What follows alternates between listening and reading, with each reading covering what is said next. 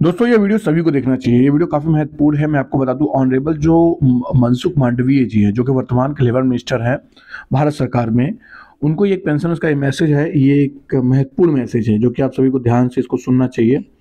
ये लिखते हैं कि respected sir, we deeply admire your visionary leadership and the progressive initiatives you have undertaken, particularly for the welfare of senior citizens and pensioners. तो मैं, जो लोग हिंदी भाषी लोग हैं, जो आपके उत्तर भारत से बिलोंग करते हैं, उनके लिए मैं इसको एक हिंदी में एक्सप्लेन करूंगा ताकि वो लोग इस चीज़ को समझ सकें। तो यहाँ पर कहा गया कि हम लोग आपके डीपली जो विजन है आपका लीडरशिप का, जो प्रोग्रेसिव इनिशिएटिव है, उस सबको बहुत ही एडमायर करते हैं, जो स्पेशली वो चीज़ें जो अपने सीनियर सिटीजन और पेंशनर्स के लिए की है। Your clear communication, genuine care for our rights and ongoing steps to enhance the EPS 95 and increase the minimum pension have inspired unwavering faith in your guidance।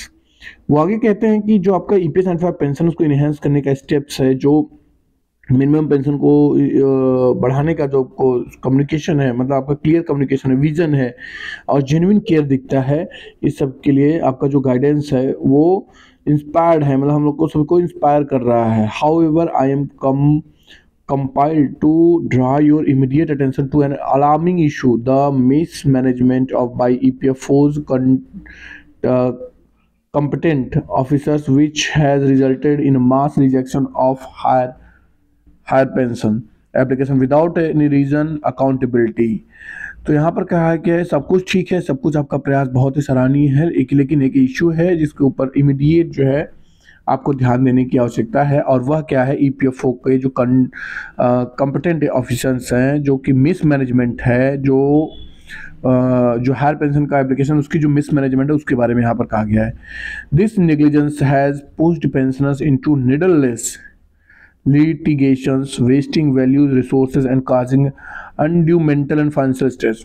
ये जो मिसमैनेजमेंट है, ये जो नेग्लिजेंस है, यानी इग्नोर करने की बात है, ये क्या की है कि ये पेंशनर्स को मेंटल फाइनेंशियल स्ट्रेस दे रहा है। ये काफ़ी ज़्यादा जो है लोगों को परेशान कर रखा है। इस वजह से लोग काफ़ी फाइनेंशियल तो प्रॉब्लम है ही पेंशनर्स को, हायर पेंशन के जो भी रिजेक्ट हो रहा है सब एप्लीकेशन, साथ साथ मेंटल कितने दबाव में होंगे इस अवस्था में उनके अंदर की, कि हमने ये एप्लीकेशन क्या है और ये एप्लीकेशन मतलब कोई भी चीज़ रिजेक्ट हो जाती है। बुजुर्गों का चीज़ जनरली रिजेक्ट नहीं करना चाहिए। मैं ऐसा समझता हूँ कि उनका कोई भी मैटर उसको तुरंत तत्काल ईपीएफओ चाहे जो भी संस्थाएं हो, गवर्नमेंट, सिर्फ इनकी बात नहीं कर रहा हूँ, गवर्नमेंट की कोई भी संस्थाएं हैं, अगर बुजुर्ग उनके पास जाता है तो उसे तत्काल अप्रूव करना चाहिए और उस पर तत्काल एक्शन करना चाहिए। की इशू क्या है, Shri Ramakrishna Murthy ji, central PF commissioner, in a letter dated 17 January 2025 emphasized the need of contempt officers to act responsibility and dispose of all higher pension application by 24th Jan 2025। Unfortunately, instead of resolving matters, the regional officers of EPFO evading responsibility rejected the thousands of applications outright on 25th January 2025 without offering any justification or explanation। जबकि ये कहा भी गया था, इनके जो officers हैं उन सबको वो इंस्ट्रक्शन भी मिला था कि सभी का मैटर जो रिजॉल्व होना चाहिए, लेकिन उसके बाद भी जो रीजनल ऑफिसर्स है पीएफ के, ईपीएफओ के, वो क्या कर रहे हैं कि वो थाउजेंड्स में एप्लीकेशन जो है उसको रिजेक्ट कर रहे हैं। 25 जनवरी 2025 तक का ये अपडेट बताया गया है, और उसमें जो रिजेक्ट कर रहे हैं एप्लीकेशन हायर पेंशन के लिए, उसमें कोई जस्टिफिकेशन या कोई किसी प्रकार का कोई एक्सप्लेनेशन नहीं है कि मैंने रिजेक्ट क्यों किया है, मतलब उसको सिर्फ रिजेक्ट कर दिया है। तो यहाँ पर आप इस चीज़ को समझिएगा। और मैं समझता हूँ दोस्तों आप सभी को ये वीडियो पसंद आ रही होगी, क्योंकि ये काफ़ी डीप बातें हैं, और ये बातें वो बातें हैं जो कि सीधे सरकार से जुड़ी हुई ये चीज़ें हैं, जो संस्थाओं से जुड़ी हुई, जैसे ईपीएफओ जैसी संस्था है, इतनी हायर लेवल की संस्था है, उससे जुड़ी हुई चीज़ें हैं। और निश्चित तौर पे उन सबसे ऊपर जो है, इसमें करीब 75 लाख बुजुर्ग लोगों की जो है गाढ़ी कमाई लगी हुई है, और वो अपनी जायज़ मांगों के लिए अपने संघर्ष को जारी रखे हुए हैं, अपने प्रयास के लिए वो लगे हुए हैं। तो उन सभी की बातें हैं। इसलिए मैं आप सभी से कहना चाहूँगा कि अभी तक आपने इस महत्वपूर्ण ज्ञान ग्रास चैनल को सब्सक्राइब नहीं किया, तुरंत सब्सक्राइब कर लीजिएगा, रेड बटन को प्रेस करके। चलिए आगे बढ़ते हैं अब हम लोग।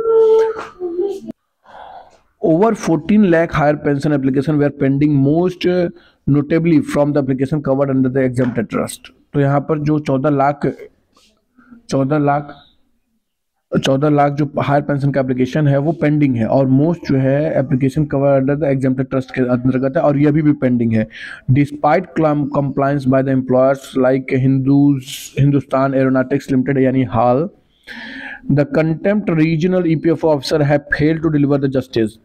This negligence forced a senior citizen into the legal battles, which we will undoubtedly win at a cost of significant time and resource. तो यहाँ पर ये जो जैसे हाल का जो मैटर है, हाल का मैटर आप सबको पता है कि हाल इन्वॉल्व है सब चीज़ों में, लेकिन उसके बाद भी इनका कोई जस्टिफिकेशन नहीं आ रहा है, प्रॉपर जो है उनका कोई जवाब नहीं आ रहा है. उसके बाद इन्होंने ये कहते हैं कि अगर हम लोग लीगल बैटल में चले जाते हैं तो जो है किसी भी कॉस्ट पे जो है हम उस पर जीतेंगे, हम उस पर जो है सिग्निफिकेंट टाइम और रिसोर्स हमने जो दिया है उस पर, और निश्चित तौर पर हम जीतेंगे अगर हम लीगल कोर्ट पे. तो हम नहीं चाहते कि ये चीज़ हो, मतलब मैटर जो है उसको सॉर्ट आउट किया जाए. अब इन्होंने स्पेसिफिक बताया है, जो पेंशनर्स हैं उन्होंने अपना स्पेसिफिक केस लिखा है. वो लिखते हैं माई स्पेसिफिक केस. उनका क्या केस है? I retired from Hindustan Aeronautics Limited यानी HAL Lucknow, and my higher pension application details below has been unjustly rejected by after 21 month of delay. यानी 21 महीने के बाद उसको रिजेक्ट कर दिया. पहले तो एक्सेप्ट किया, उसके बाद 21 महीने तक इनका जो है पेंडिंग रखा, उसको रिजेक्ट कर दिया, यानी बिना किसी रीजन के. आप समझ सकते हैं कि उनके साथ क्या गुजर रही होगी, जिन्होंने कि 21 महीने पहले जो है अपना पेंशन का ऑप्शन दिया और उसके बाद उसको रिजेक्ट कर दिया गया बिना किसी जस्टिफिकेशन के, बिना किसी कारण बताओ कि किस कारण से आपने रिजेक्ट किया है. तो ये बातें जो है निश्चित तौर पे हृदय विदारित है और लोगों को जो है बहुत ही कष्ट दे रही हैं कि ईपीएफओ जैसी संस्था ऐसी काम कर रही है. यहाँ पर वो बोलते हैं कि application submitted on 2023 approved by employer 2023 clarification sorted by EPFO 2024 HAL submitted all the required documents property. HAL ने तुरंत जो है डॉक्यूमेंट दे दिया था. Application stated pending with EPFO 2024 से लेकर 25 तक वो पेंडिंग विद ईपीएफओ दिख रहा था, 2024 से लगातार 25 तक. और स्टेटस चेंज जो क्या हो गया कि जनवरी में ये स्टेटस विदाउट किसी रिजेक्ट हो गया, मतलब विदाउट किसी रीजन के. This injustice can not be overlooked.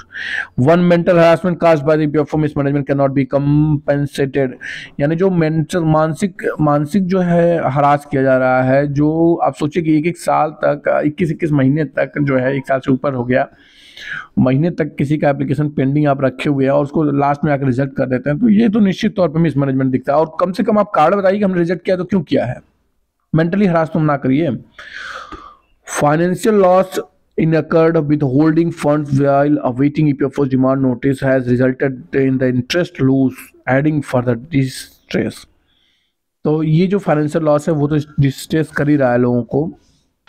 We request, आगे वो लिखते हैं we request your urgent intervention. ये मनसुख मांडवी जी को आपको बता दें कि पूरा लेटर है, और वो कहते हैं कि अर्जेंट इंटरवेंशन रिक्वेस्ट करते हैं direct EPFO to revoke the mass rejection of scrutiny and stupidity.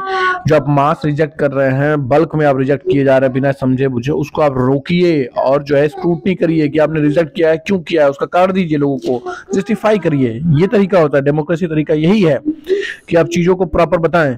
आपको बता दें ये यहाँ पर सीनियर सिटीजन है हाल के, और इन्होंने ये मैसेज जो है सीधे जो है इतनी डिटेल में, इतनी विस्तृत रूप से मनसुख मांडवी जी के लिए लिखा हुआ है.